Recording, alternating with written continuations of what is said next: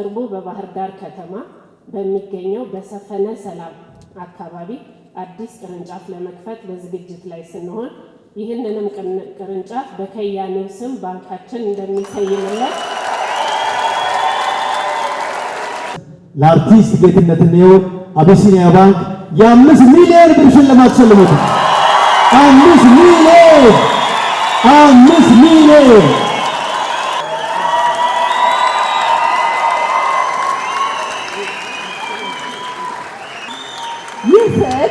ይህ ፎቶ አይደለም።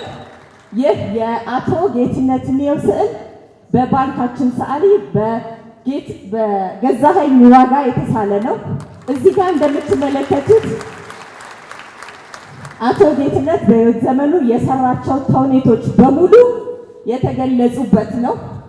43 የሥራ ዘመናትን በሰዓቱ ላይ እናየዋለን። እንዲሁም እዚህ ጋር 1968 የተወለደበትን ዓመት እናያለን።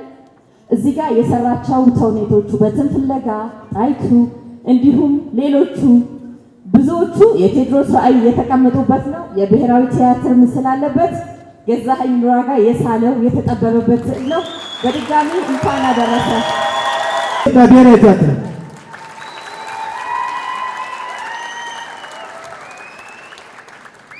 የኢትዮጵያ ብሔራዊ ቲያትር የካባ ማልበስ ስነ ስርዓት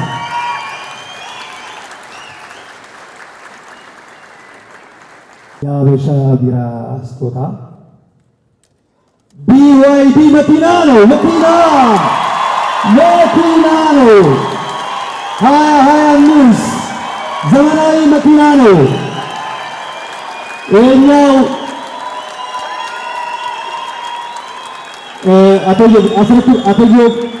አስረክብልን።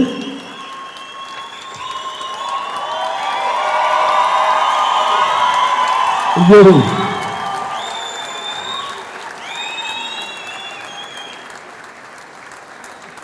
እሱ ጋር እንዳለ ፕሮፌሰር ነብዩ ባዬ እንዳለ አንድ ነገር ልንገራችሁ ሁላችሁም እንድታውቁ። ብዙ የኪነ ጥበብ ባለሙያዎች ሽልማት ይሸለማሉ። ሲሸለሙም እያየን ነው። አንዳንዶቹ ወዲያው ተግባራዊ ያደርጋሉ፣ አንዳንዶቹ ደግሞ ይቆያሉ፣ አንዳንዶቹ ደግሞ እንደዚህ ብሎ ከናካቴው ወሬውን ይቀራሉ። የአበሻ ቢራ ግን ወሬ አይደለም። መኪናው ቆሟል። ቁልፉ ያውና ስትልኝ ቁልፉ የመኪናውን ቁልፍ አበሻ ቢራ አቢሲኒያ ባንክ ጌትነት እንየው እጅግ በጣም ነው የምናመሰግነው። መኪናው ውጭ አለ፣ ሲወጡ ታዩታላችሁ። ይህን መኪና አበሻ ቢራ ከታዋቂው የሞይንኮ ካምፓኒ ገዝቶ ነው ዛሬ ያበረከተልን። በጣም ነው የምናመሰግነው። እጅግ በጣም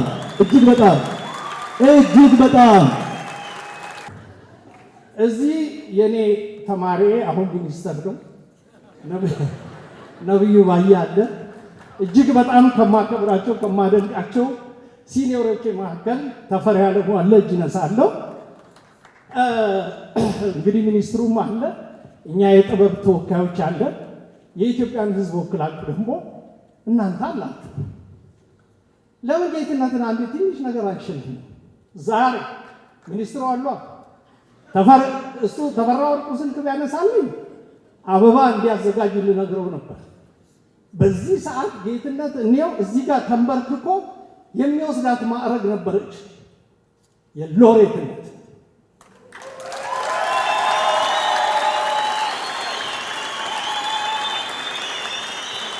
እኛ የኢትዮጵያ ሕዝቦች የጥበብ ተወካዮችና ሕዝቦች ከሰጠነው ማን ሊወስድበት ይችላል? ስለዚህ ማን ነው ጌትነት እንየው ሎሬት?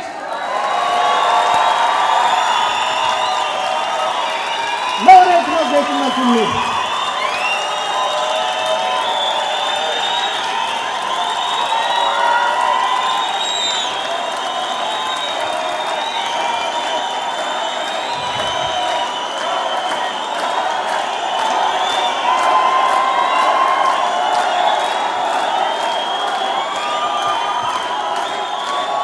ከዛሬ ጀምሮ ማንኛውም ጋዜጠኛ፣ የፕሬስ፣ የቴሌቪዥን፣ የሬዲዮ ማንኛውም ጋዜጠኛ ገጣሚ ብቻ ብሎ ስሙ እንዳይጠራ ሎሬት ጌትነት እንየው ነው።